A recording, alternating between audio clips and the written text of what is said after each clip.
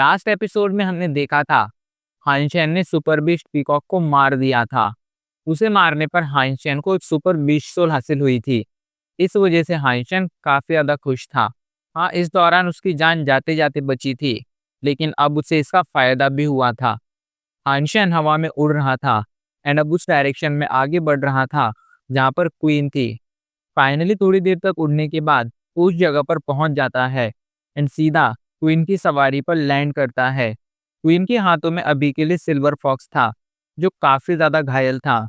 उसकी सारी की सारी एनर्जी लॉबस्टर से फाइट करते वक्त ड्रेन हो गई थी।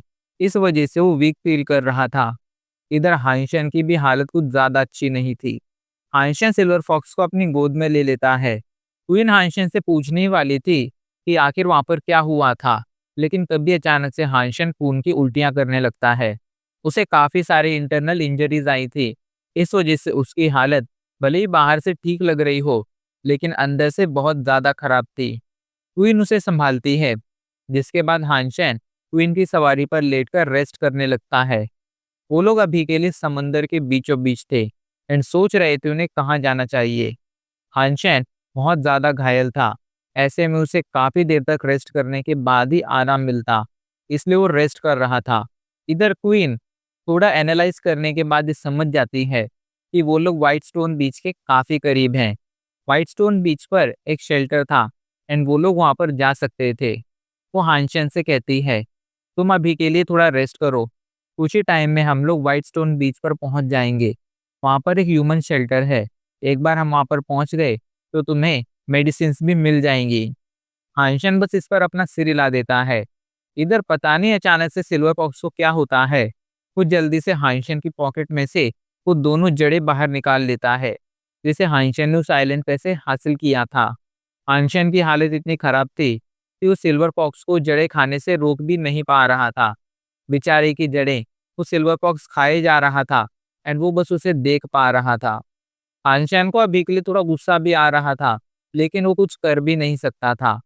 पर तभी अचानक से सिल्वर फॉक्स को कुछ होता है। वो जड़ें चबाने के बाद उन्हें निगलता नहीं है, बल्कि हाइंशन के पास आ जाता है एंड हाइंशन के मुंह में उन जड़ों की उल्टियां कर देता है। मतलब असल में वो हाइंशन को वो जड़ें खिलाने की कोशिश कर रहा था। हाइंशन स्टार्टिंग में तो सिल्वर फॉक्स को दूर करने की काफी कोशिश करता है, लेकिन उसका कुछ खास फायदा नहीं होता है and at the end silver fox की उल्टी उसकी बॉडी के अंदर चली जाती है एंड हाइंशन को उल्टी पीनी भी पड़ती है, क्योंकि वो जड़ें बहुत ज़्यादा कीमती थी एंड हाइंशन उन्हें वेस्ट नहीं कर सकता था। हाइंशन जैसे ही वो जड़ें खाता है, अचानक से ही उसकी बॉडी में एक अजीब सी एनर्जी फ्लो होने लगती है, जो उसकी बॉडी में मौजूद मिस्टीरियस मंत्रा को एक्टिवेट कर देती है। जैसे ही मिस्टीरियस मंत्रा एक्टिवेट होता है, हाइंशन तुरंत कल्टीवेशन के लिए बैठ जाता है, क्योंकि वो समझ गया था अब वो जल्द से जल्द अपने आप को रिकवर कर सकता है।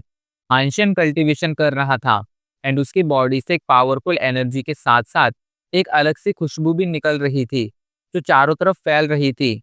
इतनी अजीब खुशबू को सूंघकर क्वीन थोड़ी शॉक हो गई थी, लेकिन जैसी वो खुशबू क्वीन की बॉडी के अंदर जाती है, उसकी हेवनली गो एक्टिवेट हो जाती है एंड उसमें ऑटोमेटिकली प्रोग्रेस होने लगती है। क्वीन ने देखकर शॉक हो गई थी।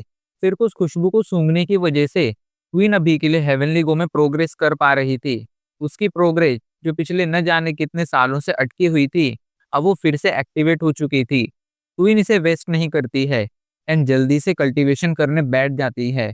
अभी के लिए हाइंशन और क्वीन दोनों ही कल्टीवेशन कर रहे थे एंड खुद को और ज्यादा पावरफुल बनाने की कोशिश कर रहे थे।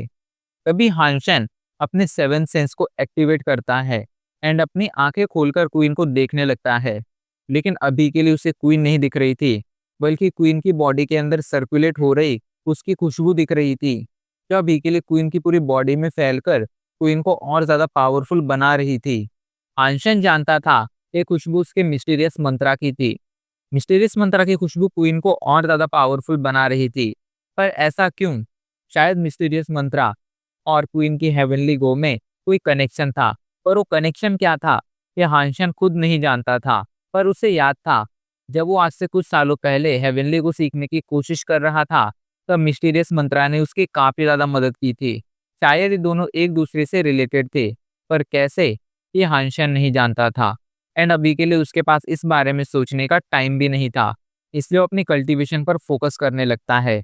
हानशैन को पेंगुइन ने बताया था कि इस दुनिया में सिर्फ 2 ही लोगों को हेवनली गो आती है, एक तो क्वीन और एक क्वीन की टीचर जी चैंग, जो असल में पेंगुइन की दादी भी थी।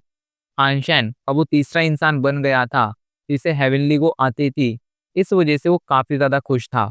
उन जड़ों की वजह से हानशैन की हेवनली गो एंड मिस्टीरियस मंत्रा दोनों में प्रोग्रेस हुई थी। जरूर वो जड़ें बहुत ज्यादा खास थीं। ऐसे ही सफर करते करते फाइनली वो लोग व्हाइट स्टोन बीच पर पहुंच जाते हैं। वहां पर अभी के लिए कुछ अजीब सी चिड़ियां थीं। हानशेन उन चिड़ियों को देखकर क्वीन से पूछता है, आखिर ये कौन से बीस्ट हैं? तो क्वीन बताती है, ये असल में फाल्कन बीस्ट हैं एंड पूरे के पूरे व्हाइट स्टोन बीच पर इनकी संख्या बहुत ज्यादा है। इन्हें मारने पर हमें एक तरह का वेपन मिलता है जो असल में एक एरो होता है।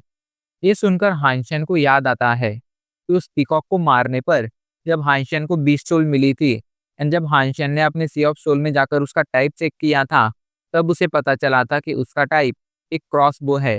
हानशेन को एक क्रॉसबो तो मिल गया था, लेकिन उसके पास कोई एरो नहीं थे। उसके मन में ख्याल आने लगता है, अगर मुझे इस व्हाइट स्टोन बीच पर कहीं भी एक स्केटबर्ड रैंक की फाल्कन चिड़िया मिल गई एंड मैंने उसे मारकर उसकी 20 सोल हासिल कर ली एंड फिर मैंने उसे काला क्रिस्टल खिलाकर उसे वायलेंट स्टेट में कन्वर्ट कर दिया, तो मेरे पास एक वायलेंट स्टेट में कन्वर्टेड स्केटबर्ड रैंक का एरो होगा। साथ ही साथ उसके पास super beast soul peacock crossbow तो था ही, इनके साथ वो इजीली किसी भी सुपर बीस्ट को चोट पहुंचा सकता था। यही सोचकर हानशेन ने अब डिसाइड कर लिया था कि वो जरूर एक स्केटबर्ड रैंक का फाल्कन एरो हासिल कर रहेगा। लेकिन अभी के लिए उसके लिए सबसे ज्यादा जरूरी रोका प्लेनेट लौटना था। यही सोचकर हानशेन वहां से शेल्टर आ जाता है। रास्ते में उन्हें एक बहुत बड़ा माउंटेन दिखाई पड़ता है जो देखने में किसी बड़े पिलर जैसा था। हानशेन इस बारे में क्वीन से पूछता है, तो क्वीन उसे बताती है, इस माउंटेन का नाम डिवाइन माउंटेन है। ये बहुत ज्यादा ऊंचा है, इतना ज्यादा ऊंचा कि लोग कहते हैं कि ये जमीन से आसमान तक जाता है। क्वीन से ऐसी ही बातें करते करते वो लोग शेल्टर आ जाते हैं एंड हानशेन वहां से रोका प्लेनेट लौट आता है। रोका प्लेनेट लौटते ही वो सबसे पहले जाकर यानरेन से मिलता है। यानरेन बहुत ज्यादा गुस्से में थी क्योंकि हानशेन कई महीनों से गायब था एंड इस दौरान उसने यानरेन को एक मैसेज तक नहीं भेजा था। लेकिन हानशेन किसी तरह उसे फाइनली मना ही लेता है। हानशेन वहां से डफने आ जाता है। डफने में अभी के लिए वो डिवाइन माउंटेन के बारे में ही इन्फो निकाल रहा था। उसे पता चला था कि डिवाइन माउंटेन के टॉप पर एक बहुत बड़ा पेड़ है एंड सारे के सारे फॉल्कन बीस्ट उसी पेड़ से पूरे आइलैंड में आते हैं। ये सुनकर हाइचेन ने डिसाइड किया था कि उस पेड़ की तलाश में माउंटेन के टॉप पर जाएगा। लेकिन वहां पर जाना बिल्कुल भी आसान नहीं होने वाला था, क्योंकि लोगों ने ये बताया था कि उस माउंटेन के लगभग आधी ऊंचाई पर एक अजीब सा बीस्ट है जो देखने में घोड़े और गधे का मिक्सचर लगता है एंड वो बहुत ज्यादा पावरफुल है। ऐसे में हानचैन के लिए रास्ते में मुसीबत आ सकती थी। हानचैन इस बारे में सोच ही रहा था, तभी उसके पास जूटिंग का कॉल आता है। पहले तो उसका कॉल देखकर हानचैन शॉक हो जाता है, लेकिन फिर वो जल्दी से उसका कॉल पिक कर कर उससे पूछता है, आखिर तुमने मुझे कॉल क्यों किया? तो इस पर जल्दी से जूटिंग बताता है, सर आखिर आप कर क्या रहे हैं? क्या आपको पता नहीं है कि हमारे शेल्टर के ऊपर अभी के लिए एक डिवाइन आइलैंड दिखा है? ये सुनकर हानशन शॉक हो जाता है, क्योंकि वो अच्छी तरह से जानता था एक डिवाइन आइलैंड आसमान में उड़ने वाला आइलैंड होता था जो लो डेमन वर्ल्ड में भी मिलता था। लेकिन एडवांस डेमन वर्ल्ड में जो डिवाइन आइलैंड होते थे उनकी एक खासियत होती थी कि असल में एक रॉयल शेल्टर होते थे। आंशन के पास एक अच्छा मौका था आसमान में उड़ने वाला रॉयल शेल्टर हासिल करने का, लेकिन अभी के लिए वो अपने शेल्टर में था ही नहीं, वो तो व्हाइट स्टोन शेल्टर में था। इसलिए उसके लिए अभी के लिए उस रॉयल स्पिरिट शेल्टर को हासिल करना लगभग नामुमकिन था। पर हांशन कहता है, तुम चिंता मत करो, मैं जल्दी वहां पर आऊंगा एंड हम साथ में मिलकर उस शेल्टर को हासिल करेंगे। जल्दी से ये कहकर हांशन उसका कॉल कट कर देता है। तभी अचानक से हांशन के पास अब यांगली का कॉल आता है। तो ये देखकर हांशन कहता है, यांगली मुझे पता है तुमने मुझे कॉल क्यों किया, तुम चिंता मत करो, मैं जल्द से जल्द वापस लौटने की कोशिश करता हूँ। इस पर यांगली अपना सिर हिला देती है। हांशन को अब जल्द से जल्द लौटना था, एंड उसके पास एक ही इंसान ऐसा था जो उसकी इस काम में मदद कर सकता था। हाइंशन जल्दी से पिंगुइन को कॉल लगाता है। इतने दिनों बाद हाइंशन का कॉल देखकर पिंगुइन शॉक हो गई थी, लेकिन फिर वो मुस्कुराते हुए कहती है, हाइंशन, आखिर तुम्हें इतने दिनों बाद मेरी याद आ ही गई। वैसे मुझे पता चला है कि तुम व्हाइट स्टोन शेल्टर में हो। तो हाइंशन पूछता है, आखिर तुम्हें ये कैसे पता है? तो पिंगुइन मुस्कुराते हुए कहती है, मेरे जासूस हर जगह हैं। वैसे हाइंशन, ये बहुत ही अच्छा कोइंसिडेंस हुआ है। मैं भी अभी के लिए व्हाइट स्टोन शेल्टर ही पहुंचने वाली हूँ। तो फिर हम वहां पर 2 दिन बाद मिलते हैं। ये कहकर वो कॉल कट कर देती है। हाइंशन उससे आगे कुछ कह ही नहीं पाता है। लेकिन अब जब वो 2 दिन बाद उससे मिलने ही वाला था, तो हाइंशन उसकी मदद 2 दिन बाद मांग सकता था। यही सोचकर हाइंशन अब उसे दोबारा से कॉल नहीं करता है। 2 दिनों बाद फाइनली वो दोनों एक दूसरे से व्हाइट स्टोन शेल्टर में मिलते हैं। वहां पर अभी के लिए हानचान के साथ क्वीन भी आई थी। एंड उन दोनों को साथ में देखकर पिंगुइन को समझ नहीं आ रहा था कि उसे क्या फील करना चाहिए। पिंगुइन जल्दी से पूछती है, तुम दोनों साथ में क्यों हो? तो इस पर क्वीन बताती है, मैं हानशैन को अपनी टीम ज्वाइन करने के लिए इनवाइट करने आई थी। एंड ये सुनकर पिंगुइन के पैरों के नीचे से जमीन खिसक जाती है। उसे भरोसा नहीं हो रहा था, पर उससे भी बड़ा शौक अब उसे लगने वाला था। क्वीन आगे कहती है, मैंने इसे इनवाइट तो किया था, पर इसने मना कर दिया।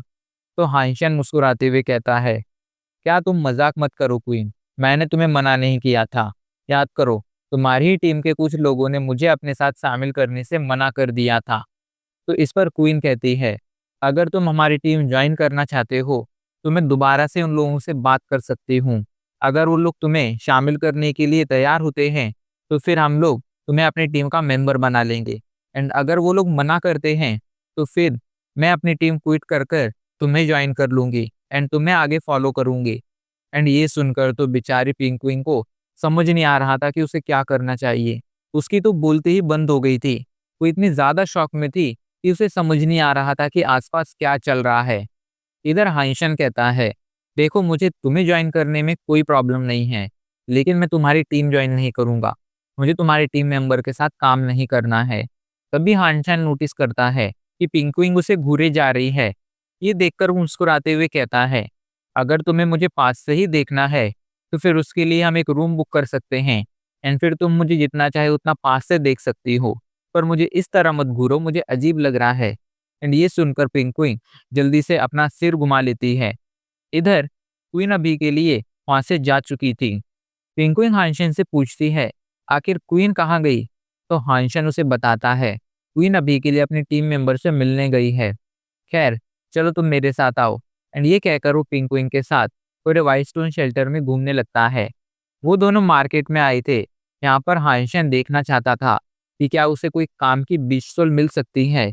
तभी एक स्टॉल पर उसे कुछ एरो दिखते हैं।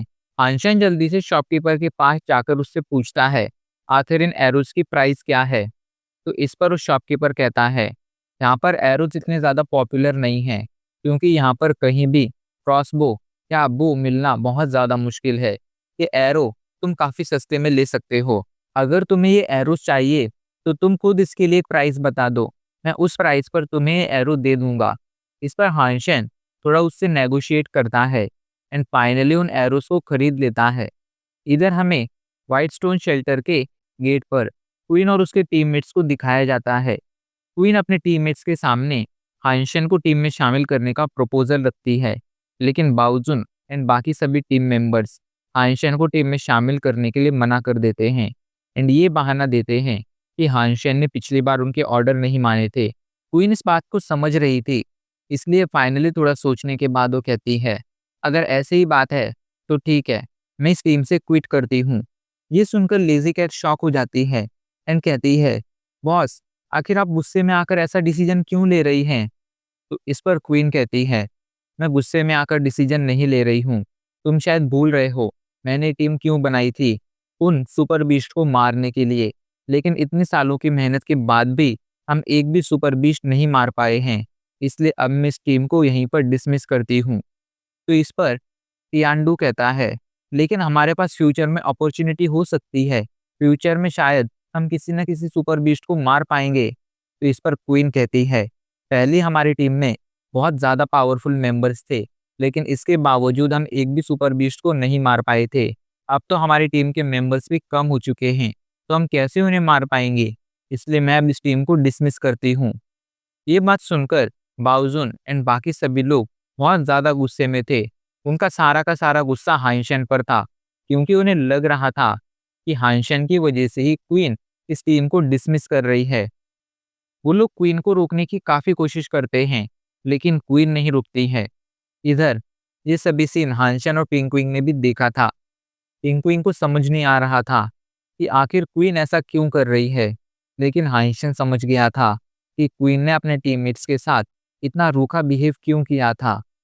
हांशन वहां से जाने लगता है, तो पिंकविंग पूछती है, तुम तो मेरे साथ वापस ब्लैक गॉड शेल्टर जाना चाहते थे ना, तो आखिर क्या हुआ? तो इस पर हांशन कहता है, अभी के लिए हाल फिलहाल मैं यहीं पर रुककर कुछ बीस्टों का शिकार करना चाहता हूँ, फिर बाद में मैं ब्लैक गॉड शेल्टर लौटूंगा।